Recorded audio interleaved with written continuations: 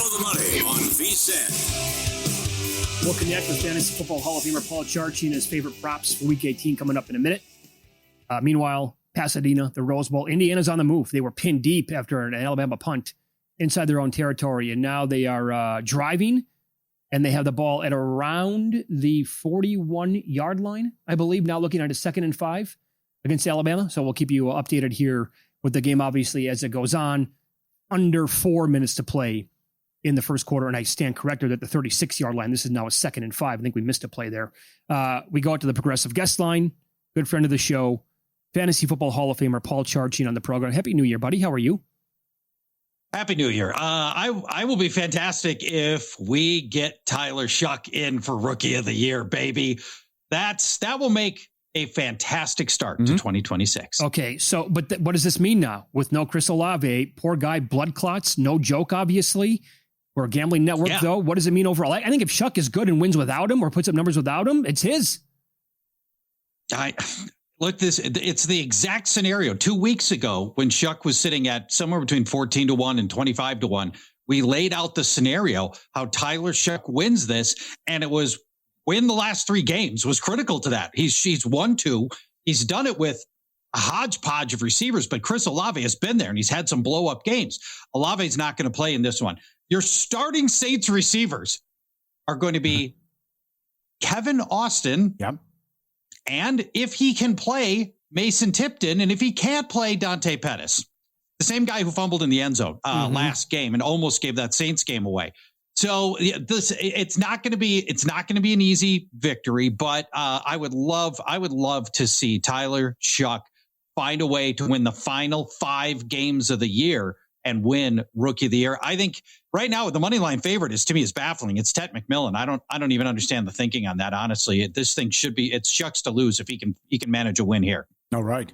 Good luck. Let's bring it home. Let's look at your angle here. Week 18. I love the Caleb Williams angle. He needs 270 yards. This is incredible. To be the first Bear quarterback to throw for 4,000 yards in a season, but we don't have to go that high. He just needs 240 here against a Detroit defense that hasn't been able to stop anything, and Williams was great last week. Yes, you can find us. You can find the Caleb Williams passing line as low as 235.5. So what I want to do for all of our props today, let's target highly motivated teams against teams that have little to or nothing to play for. We begin with the Bears. They can move between the number 2 and number 3 seed. Ben Johnson says they're playing to win. Lions can swing 8 draft positions with a win or a loss. Oh. But there's no way Dan Campbell, he can't tank. I don't think he's got it in him to tank for the draft picks. So it should be a good game between starters within the division. But let's talk about Detroit's secondary. Total disaster. Both starting safeties on IR. Both backup safeties are hurt.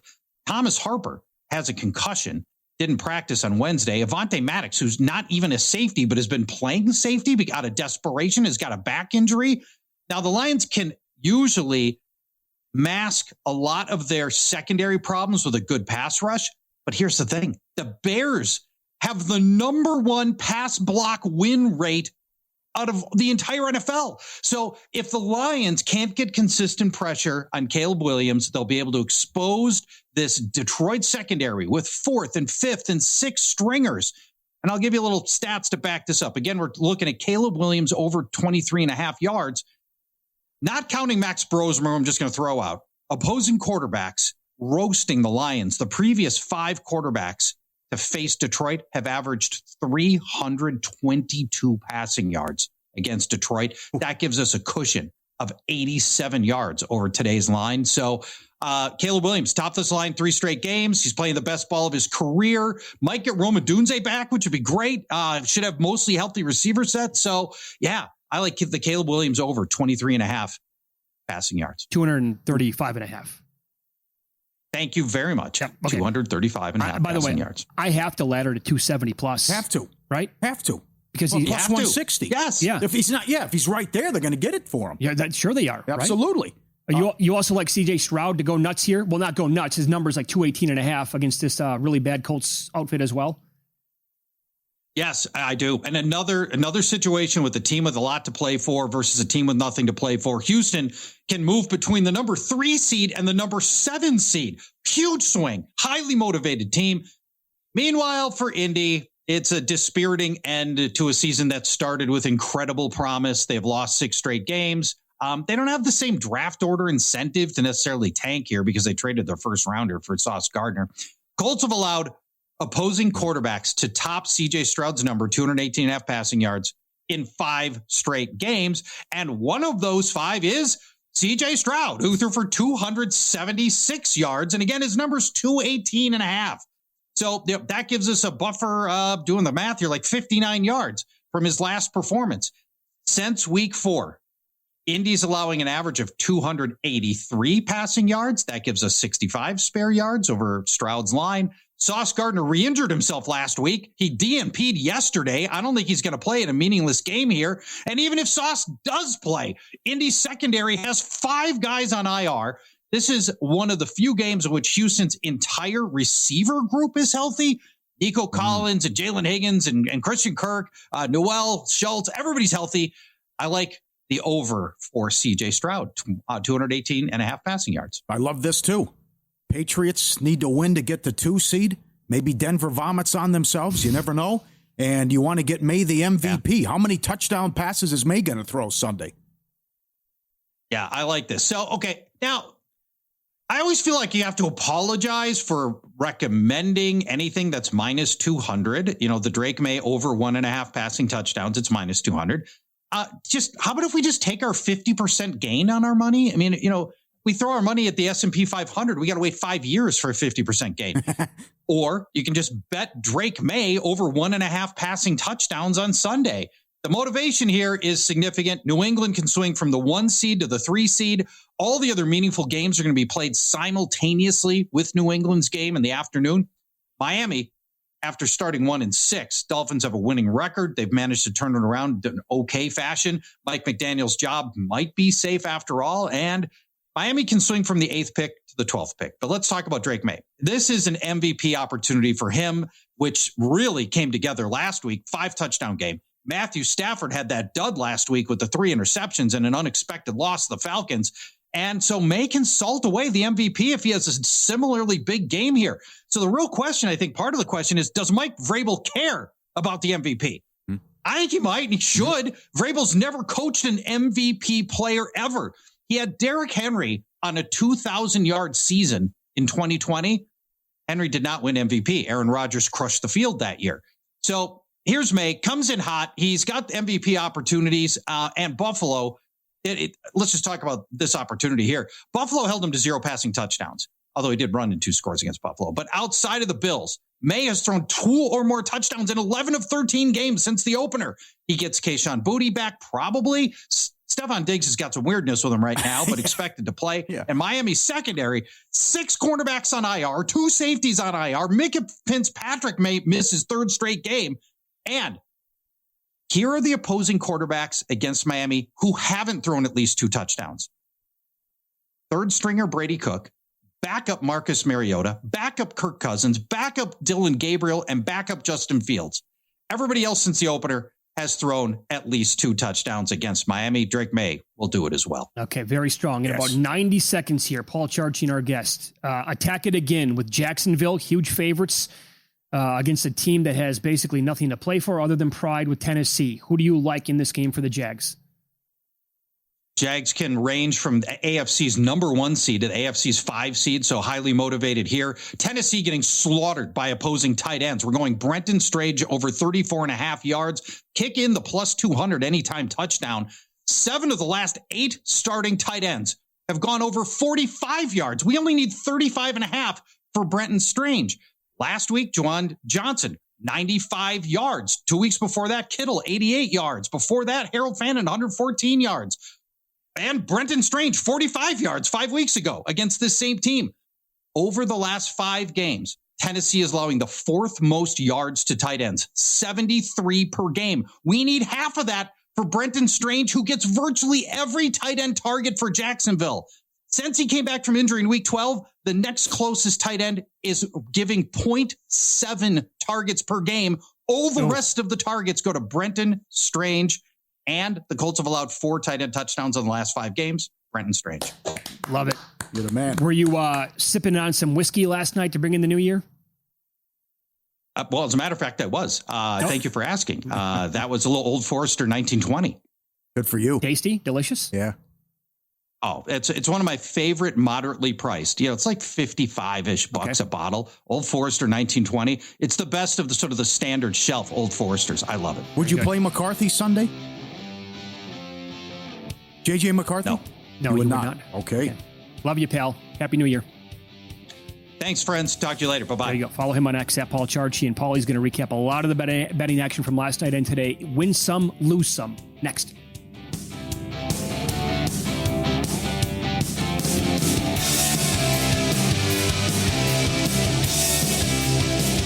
So you're listening to this podcast because you want an edge. But what if I told you you're only halfway there? You've got the mindset. Now it's time to get the toolkit to match. Here's the thing. Pro bettors spend thousands on data and tools, but what they don't want you to know is you can get the same edge for a fraction of the cost with VSiN Pro. With VSiN Pro, you get access to expert picks, public betting data, prop projections, powerful tools, analytics, and more. Tap the link in the description and see why thousands of bettors are already using VSiN Pro to cash more bets.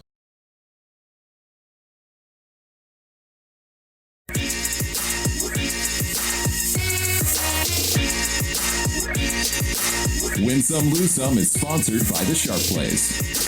Were you a winner last night? Wow, winning. Or was it a rough one? Well, they can't all be winners, can they? Loser! You're a loser! Paulie Howard recaps the night in sports betting in Win Some, Lose Some. Job committee, it's all about the U. Miami. A great moment with Cristobal and Jimmy Johnson after the game. Irvin going crazy on the sideline, plus 280 on the money line. Fletcher, who's also a beast, first touchdown, 7-1, first team to score. Miami plus 160, defensive or special teams touchdown, plus 240. Davison for Oregon, first touchdown, 7-1. And unless there's another shutout, fewest points allowed prop, Oregon was 7-1. Nuggets plus 220, surprised the Raptors. And the Wizards 4-1 on the money line. Took out the Bucks on the road. Nice job by Denver. Oh, boy. Yes, absolutely. That was a good win. Subscribe, be part of the team, vsin.com. Our radio and podcast friends, you always want to see these tweets and videos. At Paulie Does Vegas on Instagram. This is Brian Dawkins coming in. Oh, puts him down. Nice tackle. Good form. Kid goes open for the pass. He's open. He got some room. And then the dog comes in, makes a tackle. Clean tackle. Yeah, knocks the ball away as well. What a heady play by the dog. Just doesn't turn his head around either and knows how to find it and just, okay, I know, I'm reading his eyes, and then knock him down and takes the ball away. Great job by Dawkins. Incredible. Lose some, Texas Tech. Guns down. First time since 2021, shut out in the first half. Averaged 42 a game. Blanked in the Orange Bowl. Plus 2.5 to minus 1.5. DOA. Bad for the books. Duke 1.5 up to 4. Fell 3. Michigan, Texas over. 46.5 up to 50. And one bad beat, I retweeted it. The Spurs are up 5 against the Knicks. There's 8 seconds left. The Knicks shoot a corner 3. They miss.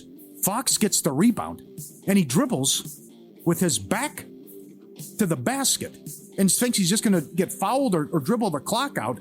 With 2 seconds left, Brunson steals the ball and shoots a fadeaway 3, and it goes in. Okay, couple things that also put Brunson's prop over on the game, but I'm gonna push back on bad beat. The Knicks led the entire game, including by 10 in the fourth quarter. I don't think the Spurs deserve to cover that game. I get it. I know how it unfolded. That's ridiculous. But the Knicks were the better team 95% of the game. Watch the video. It's hilarious. Oh, it's amazing. Yeah, I cannot believe it ended that way. I don't know what Fox is doing. That was bizarre. Before the line moves, Sharp Plays already there. They don't just follow the market, they help shape it. Jeff and the crew been at it since 2011 with Follow the Money since day one. Documented results, public logs, transparent receipts, great follow on X. Powered by Advanced AI, great sources, active across all sports. They deliver the edge serious bettors rely on, free reports, alerts, and market-moving insights straight to your inbox or X feed. SharpPlays.com. Liverpool draw was plus 340. I didn't think of this angle, that maybe, guys are hungover or whatever. There were 4 Premier League matches today. as we stand right now, 3 of them might be 0-0. Well, but how many times in the history of the New Year's Day games has that happened? How many times have they played on New Year's? Well, you're right. And then they've had like, a 0-0 score, or they all go under. That would have been something Meatman or Seeley would have, I think, brought that up over the years. Yeah. Liverpool leads 0-0. Sunderland, Man City, 0-0, 87th minute. Likewise, Brentford and Tottenham, 90th minute. Could have 3 0-0s here today. And at the Rose Bowl right now, Indiana leads Alabama 3-0, 12:44 to go in the second quarter. Alabama is facing a 4th and 1. I don't know if they're going to replay this because it was a third down and long. What'd you think? Did he get it? Ty Simpson slid. He took off. And man, it's close. It's super close. And by the way, the Indiana defenders, both guys are lucky they didn't get called for helmet to helmet, which I think would have been kind of a weak call, but they got close to that. And we'll see what's going to happen after the timeout. I think they have to replay this, and it depends on when they're going to say he was actually down, sliding, giving himself up compared to where the ball was at. Yeah. What did you think? I didn't see. I'm on the air. I'm reading. I didn't see it. Breaking news: Lamar Jackson says he's going to play. Here, how about the shenanigans at the end of the first quarter? Okay, yeah. So this is big. It's 3rd and 9, and they're in the red zone, and all of a sudden Mendoza can't hear. He's going, I can't. I got nothing. Headset went out, and in no communication, and they ran a draw 3rd and 9. Mm-hmm. Kid makes the field goal to start the second quarter, but that was I'm like, what is that play call? 3rd and 9 in the red zone. Signetti's aggressive. They just ran it, got nothing. But then there was the miscommunication. I can't hear, and Bama got a huge break there. But this is big here about the spot and the review of what's going to happen because Indiana's either getting the ball back or Bama keeps on the march. Okay, so first half right now, Indiana's now laying 5.5. I have Bama plus 4.5. I hope they overturn this. Obviously, they can keep the drive alive. The first half total, again, it's 3-0, early second quarter, and the total is 13.5. Under is minus 160. I'm looking at FanDuel. Over is plus 120. Are we going to get another in-play dream? A couple of touchdowns here to go over the first half total? 35.5 seems high too right now. Oh, this is scoreless quarter cashes. Yep. Scoreless quarter gets there because that's right. What happened there at the end? Yep. They were trying to get him out there, by the way, to kick it, and there was some shenanigans going on as well. They didn't kick it there with 2 seconds left. So, but Bama, both drives, by the way, I shouldn't say both, but the last one from Indiana took up a lot of time and only resulted in 3 points. And there's been like a lot of nothingness to happen so far in this game, despite Bama actually put together something that looked decent on that first drive, but then they got pushed back a little bit and had to punt. They were nearing field goal range, taken out, and 12:44 to go now in the second quarter. So what do you expect out of Chambliss tonight? Because you think Smart will get the best out of Weiss. Well, I think don't you have to expect that? Perhaps, I don't know. Smart's amazing. Or maybe, yeah, but certainly this is a good coaching staff, and they've done a great job all season. It goes back to the question about how much does Kiffin mean? And, well, they did mark him short. Oh, okay. Are they going to go for it here? They're going to try to get him offsides. Never mind. They're short by a half a yard. If they jump, I'm going to lose it. Don't pull a Texas Tech here. Go for it. Come on. All right. They're going to punt. Bama's going to punt. Okay. You know who I would have called if I'm Ole Miss? Sure. I would have called Chris Peterson. Okay. Not about coaching, about prepping for this game. I want to go back to the Boise State-Oklahoma game. It's maybe the best coaching job I've ever seen in my entire life. Yeah. And I want to say, I would have that conversation with Chris Peterson and say, hey, do you mind hopping on a phone call, Zoom, whatever, for an hour? What angle? Creativity? Yes, absolutely. Okay. Unbelievable do we stick with who we've been the entire year? Yeah. Or what should we work on to throw Georgia for a loop? What would you do? How would you approach it? And how would you come up with plays to actually get them completely off kilter? Well, I think they feel strong about themselves and the fact that they match up well against them and might be the better team. I mean, again, they had them down 9 in the fourth quarter on the road and then suddenly couldn't move the ball. But they got whatever they wanted for 3 quarters. Well, certainly that was David against Goliath in that Oklahoma game. But now Bama is going for it, by the way. And they did, out of the Wildcat, they did a sweep. What are you doing? And it's short. It's going to be short. Indiana read it. What are you doing? Where's Mitch Moss? Read the room. Yep. What are you doing? What kind of a play call was that? Come on, DeBoer. That was like absolutely like the Texas Tech crap. 4th and run, they run a Wildcat. No chance. Look at this. My God. Oh, boy. You run Wildcat at your own 35 in a 3-0 game. A Wildcat kind of like jet sweep. And you didn't have the blocking. You didn't have the execution. It was never there to work. And my plus 4.5 now in the first half is absolutely dead. Now because Indiana's in field goal range already. They moved to 10.5 in play and 37.5 the total now. Well, that's because you're going to get points here, you would think, right? That's after they try to get him off with the fake punt idea. Yeah, took a timeout. Timeout, and that's what you come up with. What a fiasco. I would go to the end zone right now if I'm Indiana. Come on, you got the Heisman Trophy winning quarterback, and he is under duress. Oh, my God. Got out of 2 different sacks the way it looks. Takes off and picks up like 6 yards, and there's a flag. Is it a face mask or a hold? Did he grab face mask? Oh, hold. All right. Yeah. You know, it's like what Derek Stevens says when these people early on take dogs in Survivor.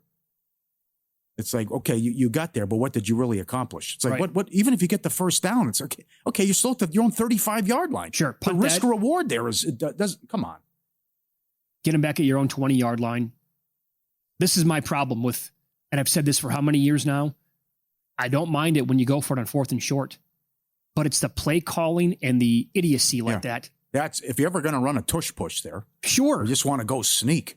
You got cute and you got caught. We've been screaming it from a mountaintop on this show for almost a decade now. Shotgun on 4th and short. Knock it off. And here's he's got a big gap. Huge run by Indiana. And he got all of that back on 1st and 20. He may have picked up the first down. I think he did. Will Hill on the program. Next, we'll get some best bets here on New Year's Day. Coming up on Follow the Money, it's VSiN, the Sports Betting Network. Thanks for watching. Happy New Year. YouTube TV, Sirius XM channel 158, iHeartRadio, TuneIn Radio as well. Busy hour coming up in 15 minutes. Do you concur? We'll have live betting updates on the Rose Bowl, a second half number as well. And that disastrous play call by Kalen DeBoer came back to bite him right in the hind end. As 2 plays later, Indiana cashed in on an easy touchdown. They now lead 10-0. I'm throwing my hands up in the air watching Ryan Day last night. Awful yet again. He's lucky they got hot last year late. Otherwise, he'd be fired.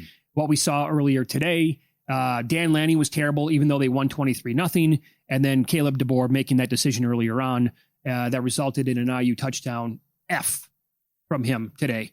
And we go out now to the Progressive Guest Line. VSiN host Will Hill joins the program. Podcast also called Shoulda Bet More. Happy New Year, pal. How are you today? Boys, Happy New Year. Thanks for having me. Yeah, I'm totally with you. Didn't need to do it. The juice just not worth the squeeze there. You're going to have the ball at your own 35-yard line. I thought in the earlier game, Lanning was too aggressive. These coaches just allergic to punting, allergic to kicking field goals. I can't imagine with our old buddy Michael Lombardi. He would be losing his mind. And I'm all for being aggressive, but there's a time and a place. There was no need for that. And I thought earlier, Lanning, that's a defensive game. Texas Tech wasn't going to score. It was 13-0 unless you gave him a short field, and he went for it and didn't get it. Got away with it, but these coaches, man, it's too much, and I'm a go for it guy. Yeah, I'm right there with you in the same boat. Okay, so tonight, one more game to bet on before it kicks off. Sugar Bowl, Georgia, Ole Miss going at it in a rematch. Great game in the regular season. This did dip down to about 5.5 earlier. Now it's circa 6 again. That's pretty much the common number out there. Who do you like in this game? Yeah, it's interesting because I can't name 1 or 2 people even that like Ole Miss that I've heard. I've heard a lot of people's opinions, but the line keeps coming down. And we saw yesterday, that line movement late towards Miami was got home. The Texas Tech team didn't. So you can't always go by that. I'm always wary when anyone's on one side. That being said, I like Georgia too. I thought Ole Miss played a really good game in Georgia, middle of the season, and they still lost by 8. And I think Georgia has improved. You give Kirby Smart time to prepare. You go through Kirby Smart's games at Georgia in the playoffs. His teams show up. His teams, and that's against the best competition. They, they get better as the season goes on, and he's had a good run here in these postseason games. So I think Georgia gets it done. I just don't know if Ole Miss, I think, and I'm not a huge Lane Kiffin fan. At some point, do they miss him? I think this could be the night. I think the 25.5 or so with the Ole Miss team total under could be a way to go, but I like Georgia. Again, it makes me nervous that everyone seems to be on them, and it's not always that easy. But I think we are looking for a Georgia-Miami Carson Beck, little revenge game. I think that would be a hell of a semifinal. I think that's what we're going to get. All right. The Broncos were in this situation last year. They needed to win against the Chiefs, who sat everybody, and they won 38 rip. This was 7.5. Then the Herbert news jumped up to 12.5. Trey Lance against the Broncos. Denver trying to get the 1 seed. Do they bury him again? I think they do. And it's funny, that game popped out in my head too, because it's a similar scenario. I don't like these teams in the role of spoiler when they're going to the playoffs. Sometimes when teams are out of it, they get one last hurrah and they actually play hard and play well. When teams are going to the playoffs, say, you know what, let's get healthy. Let's see you next week. Let's not get hurt. I think it's similar to last year. And I don't know if it's going to be 38-0, but I think Denver, who, I admit hasn't blown anybody out all year. They don't really win by a lot of margin. I think that changes this week. I think they'll get some turnovers, and I do think they win going away. I just can't see the Chargers, being invested in this game. They've had a million injuries. It's just, get us to wild card weekend. I think Denver, turns them over early, something like a 28-10 type of game. I do think Denver wins and wins pretty comfortably. It's interesting that the line though went from 7.5 to 11.5, because the 7.5 was built in with the idea that Herbert was probably going to sit. If Herbert plays, that number is not 7.5. So it's funny.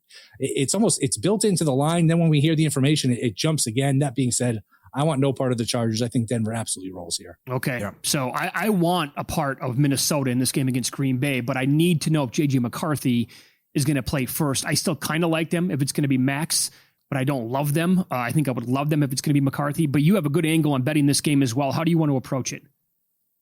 Yeah, and it's not going to be Sam Darnold, who almost led them to the 1 seed last year. As a Viking fan, man, it's just the hits always just keep coming, and they've wasted a really good defense. But that defense has come to play here. They played really well, dominated against Dart. They shut down the Lions. I'm looking to attack the Packers team total under. 12.5 is low. It's plus money. 13.5 is like minus 140. Shop around. You can always put half a bet on one, half on the other. So it sort of evens out. Like I said, that's a low team total, but I don't think it's low enough. I just don't see how they score. If you guys remember, I'm sure you do, a couple years ago, Clayton Tune played for Arizona the first half of the year, so he was dreadful. I think Minnesota's defense will come to play. They seem to, want to take something from finishing over 500, and it's going to cost them a last place schedule. It's going to cost them draft position, but this Viking team has wasted a really good defense. I don't see how Green Bay scores. Plus, if you're LaFleur, don't you spend this week prepping for the Bears or the Eagles or both in a rematch, because you kind of know your opponent here? Why waste any time on Minnesota? I think, run the ball, get everyone out of here healthy, and just get ready for next week. So I think there's a chance the Packers get shut out this week. All right. Good call there. Rooting for that. Here we go. Lamar Jackson, 100% I'm playing Sunday night. Steelers catching 3.5. No Metcalf. They looked awful last week. What do you think here? Is there some Tomlin voodoo? Yeah, you guys were on, I think it was Sunday morning. You're like, wouldn't it be typical Tomlin if he loses to the Browns and turns around and beats the Ravens? I could certainly see that happening. I'm surprised you're getting the 3.5. Lamar, okay, he's going to play, but when's the last time he looked like Lamar? When's the last time he's looked healthy? In this rivalry, this matchup, it's always close. It's always low scoring. You go back, 10 of the last 12 have been one-score games. I think Pittsburgh has actually won 9 of the last 12. I can't see Pittsburgh with those weapons, those lack of weapons, really moving the ball up and down the field. Every time Rodgers went back to pass last week and he's throwing to somebody, say, wow, that guy's still in the league. Scotty Miller, Adam Thielen. It's just, there's nobody to throw to. It's very possible that Metcalf injury cost him a playoff spot. But to me, this is a typical Steelers, Ravens, 20-17, 19-18 type of game. I'll take the points, and I like the under. And hey, I know the Ravens haven't looked good, and Lamar, I'm betting against them here, but if they got in, they get a home game, maybe Lamar starts to get healthy. This is everyone's number one power rated team. I don't know who you can count out in the AFC. It is so wide open. There is so much parity. I would not be shocked if Lamar could get healthy, the Ravens team, who gets one home game, and who knows how the bracket breaks. Maybe they get a couple. I don't think a future on Baltimore is the worst idea, even though I am taking the points here with Pittsburgh. Excellent. Well, you could, in theory, win them both, right? So the Ravens win a one-score game or a field goal, and then 10-1 to win the AFC right now. That becomes live all of a sudden. Yeah, absolutely. And look at the guys you're going to be facing in the later round. I mean, Bo Nix, does that scare you? Drake May and the Patriots. Okay. I mean, they've had a nice year, but haven't played anyone. It's possible Jacksonville and Buffalo knock each other off right off the bat there. So I'm so excited for these playoffs. Like I said, I can't remember a year where there was just this much parity in not just the AFC. I think there's more in the AFC, but the NFC is pretty wide open too. You could talk me into just about anybody coming out of the AFC. Yeah. It wouldn't shock me. So it should make for an awesome, awesome postseason. I will try to answer your question. The last time Lamar looked, I would say week 3. against the Lions when he threw for 288 and had 3 scores and ran it 7 times. That's the last time I think when we saw even that night, that was the Monday night game. Yeah. I thought he took a bunch of sacks that night where I was like, wow, he usually gets out of that. And then he was kind of limping around the next week or two. And then, we went a while without seeing him. So we'll see. I mean, Huntley was serviceable in his absence. Maybe the time off finally gets him healthy, but I don't know. Should be a lot of fun. Who do you guys like in that game? Are you guys taking the points or are you guys staying away from that game? I would probably lean under with you, considering that Pittsburgh should have problems moving the ball. But here's number one. Okay. And I'm sick and tired of this. Henry needs 30 carries. No ifs, ands, or buts. And if it's not a wake-up call after what he did in Lambeau with the silly coaching staff, you got a compromised quarterback. You have to lean on this guy and give him the ball 30, 35 times. It's ridiculous what they've done with this guy this year. And it is really bizarre. And Harbaugh, who everyone thinks is a good coach, I mean, if this were any other coach, he'd be getting crushed. I think Harbaugh, because he's won and, he seems to be respected and he's been a good coach for a while, but it is very bizarre sometimes how they just get away from him. How about this? The prop is up right now for Derrick Henry's rushing attempts in the game. You want to take a whack at it? 24 and a half? Oh, you need to bet it right now. What is it? 18 and a half. 18 and a half of rushing attempts? Attempts. Oh, yep. my God. After what he did, that's great. I mean, I think it's right in front of him, right? As a team, like, how do you not? You just, yep. Guys, come on. Right in your face. Wake up and smell the coffee here. Yes. It's been brewing for 6 months. 36 or 34 for 216 and 4 scores? Yeah. Come on. All right, Will. Awesome stuff, my man. Happy New Year. Best of luck tonight and for the rest of the week, okay? Appreciate you guys having me. You guys can have me back on once the Yankees start making some moves. I'm sure that hot stuff is about to be fired up any moment now. Jeez. Fast and furious in the next couple of months for sure. Got that. There you go. Follow him on X. He's at Not the Will Hill on the Progressive Guest Line. Also, a very good podcast called Shoulda Bet More here on the VSiN family of network of podcasts. This is a huge drive for the Rose Bowl here. Huge moment in the game. So Alabama was Simpson was sacked on 3rd down. Indiana had a nice punt return. They took over near midfield. Mendoza was sacked, and then they had a nice play on second. But if they can pick up the 1st down here, this is huge because this went to 15, 16 and a half in play before the drive started. So Bama needs to stop in the worst way here. It's 3rd and 12 from the Indiana 41. They've got to get a stop 7 minutes until halftime. I'm seeing right now updated live total 37 and a half in this game. Are we going to get 2 shutouts today? Well, that's a little early there. That happening? Well, that's certainly Bama's had their issues moving the ball. I want to see what would you do if you're Cignetti here? Screen something safe, knowing how your defense is balling, pin him, field position. He doesn't feel like the kind of guy who's going to take it safe or keep it safe. Actually, okay. It's a big play. You have the Heisman Trophy winning quarterback, the guy who is, agree or disagree all you want, but he is the odds-on favorite to be the number 1 pick overall in the draft. Again, but you're playing for a national title here. I would think, okay, so we have 7-11 to play before halftime. Well, we did see the draw 3rd and 9, although you could blame the lack of communication. Sure. I think the play here is probably to be conservative because your defense has been awesome.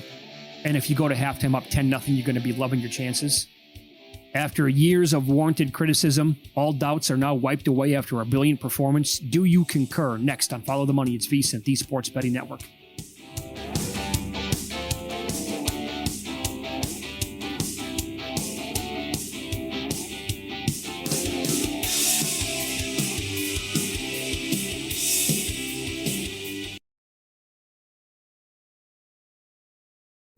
This is VSiN, the Sports Betting Network.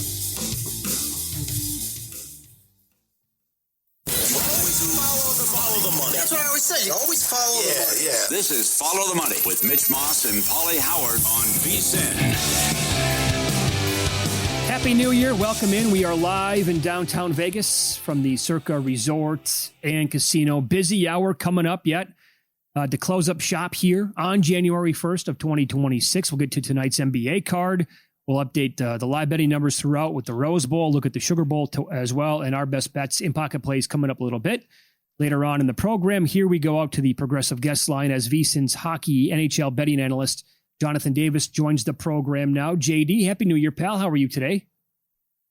I'm doing great. Happy New Year to both of you guys. It's been a good start to the day for betting on hockey. Oh, that sounds good. Let's keep it rocking and rolling then. You were telling me during the break that it was a good day yesterday for Canadian players who made the Olympic team. Could that be a thing again today? I hope so. I mean, look, Macklin Celebrini, the San Jose Sharks, had a goal and an assist, and Tom Wilson of the Washington Capitals, who, we were all wondering if he was going to make it. He had a pair of goals and scored again today. So I'm targeting a guy like Drew Doughty of the LA Kings. I would play him for a goal or an assist, maybe even both. Split your bets up how you want. But when the Canada GM Doug Armstrong, who's the GM of the Blues, was asked about Doughty's response, he said it was very R-rated. And people out here in LA know that Drew's primary focus this year has been wanting to play in what will be his final Olympics. Okay. Is he the only guy still going yet tonight? Or are there others that... I mean, you have a couple of guys. You got Thomas Harley of the Dallas Stars is one, but I'm not as eager on Harley. I think there's some better plays in the Dallas game, but I think Drew for me right now is not a guy that I would normally play. But I'm expecting a big effort out of Drew tonight. And I think he would be of the guys that, actually Nick Suzuki of the Montreal Canadiens would be one, but I'm kind of not expecting the Canadiens to score goals tonight. Okay. Great write-up as always at vsin.com. How about the Jets Maple Leafs game? We make the case for Toronto tonight at home. Yeah, I mean, look, the Winnipeg Jets have lost 7 straight. They've lost 16 of 19. Oh. They're 1-12 this year as an underdog, 0-7 as a road dog. They're going with their backup, Eric Comrie, who hasn't played since the 11th of December because since Connor Hellebuck has returned, it's been all Connor Hellebuck. So, I think this is a spot where you can play the Leafs in regulation. You can play the Leafs team total over 3.5.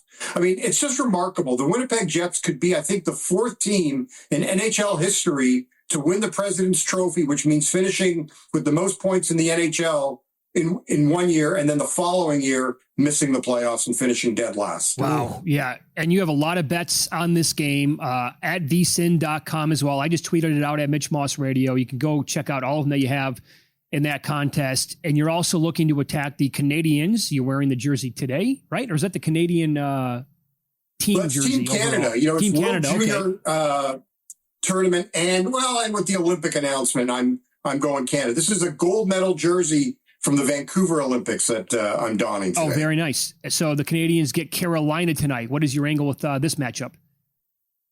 Yeah, well, Montreal has lost 12 straight games in Carolina. It's been a different story when the games were played in Montreal. Tonight they face Brandon Bussey, who has now taken over as the number 1 goalie in Carolina, and he's 13-1-1 is Bussey. I think it's a really good spot for Carolina. I like the Carolina team total over 3.5. One reason being, Montreal's lost 18 games this year, guys. 17 of them, they've given up at least 4 goals. So Carolina team total would be my favorite play. I also do like the under 2.5 for Montreal as well. I just, the Canadians, their last 2 games, they've gone into the 3rd period in both of them without a goal and somehow earned a tie in one game, rallying for 4 goals. And getting a win in their last game, getting 2 goals in the final 5 minutes. I think they're in for a stiff test tonight against Carolina and a much better Brandon Bussey. It's a back-to-back and a belly-to-belly for the Red Wings. They take on the Penguins tonight. What have you noticed with Detroit playing 2 games in a row? Yeah, the Red Wings this year, guys, are 1-5 on the back end of a back-to-back. And if that's not bad enough, they've scored 10 goals in those 6 games combined. Now, the history between these 2 teams says over. I just, with the way Detroit has played this year, though, on the back end of a back-to-back, and Pittsburgh's favored in this one. It's not often that the Pittsburgh Penguins find themselves as a favorite. For me, the better way to attack this one is I go Penguins team total over 3.5. In their 17 victories this year, they've scored 4 goals, at least 4 goals, 15 times. Are you buying the Buffalo Sabres, who have won 10 in a row and have the 2nd longest drought in American sports, playoff drought behind the New York Jets?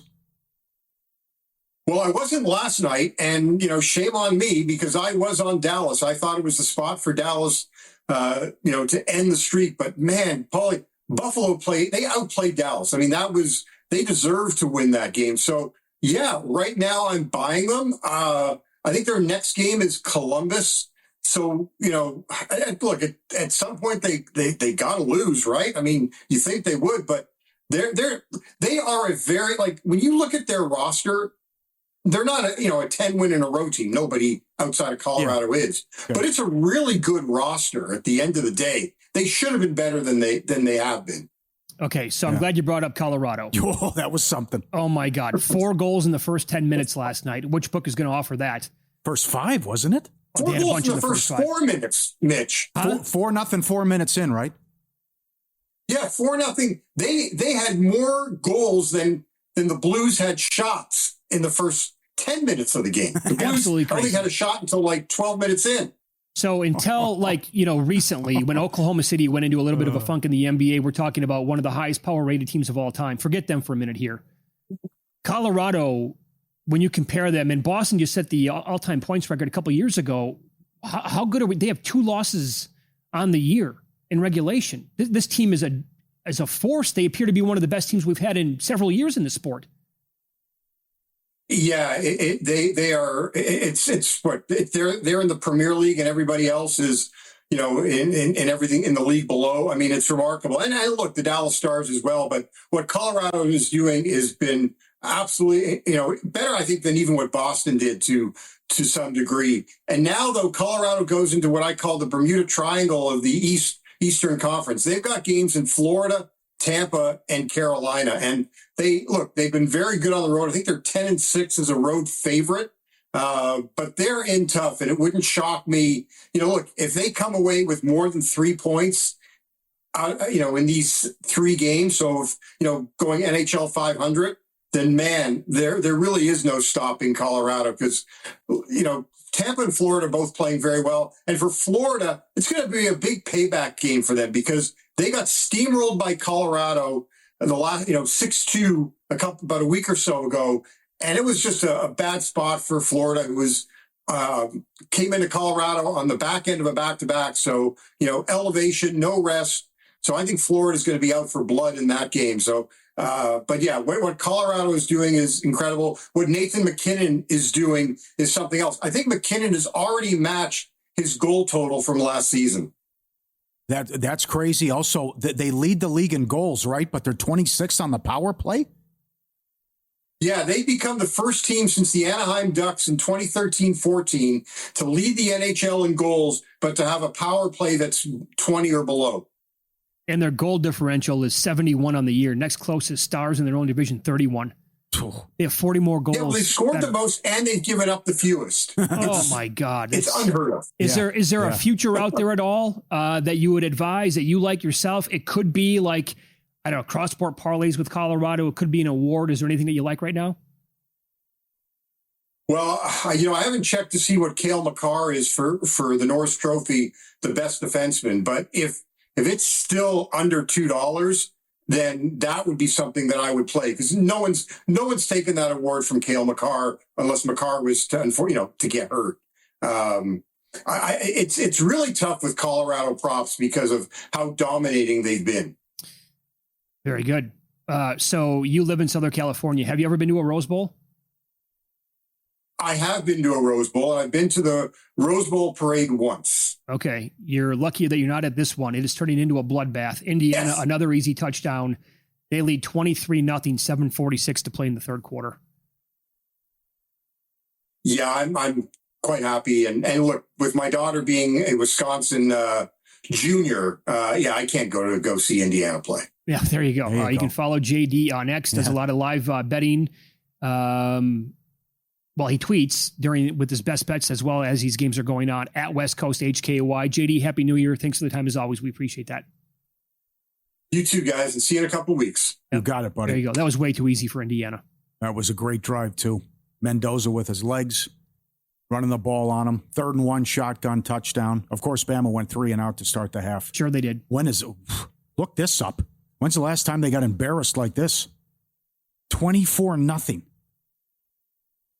I would say, well, the SEC title game, it was kind of embarrassing. Yeah. But saying, this can be worse. Yeah. Stage like this, I know. Man, it has to be in like a playoff bowl several game years. type setting. In a big game. 24.5 in play now, Indiana. I mean, is Bama going to score? Are we going to do this again after the Oregon game? At what point do they wave the white flag? Yeah. It's not happening yet because it's 24-0 third quarter, but this is an absolute mismatch. These two teams are not even playing the same sport. This is actually worse almost than Oregon, Texas Tech today. I didn't think I'd be saying this either, that I don't know if Alabama's going to score. All right, we will get into tonight's NBA card with player props. A lot of looks tonight. Coming up on Follow the Money, it's VSiN, the Sports Betting Network.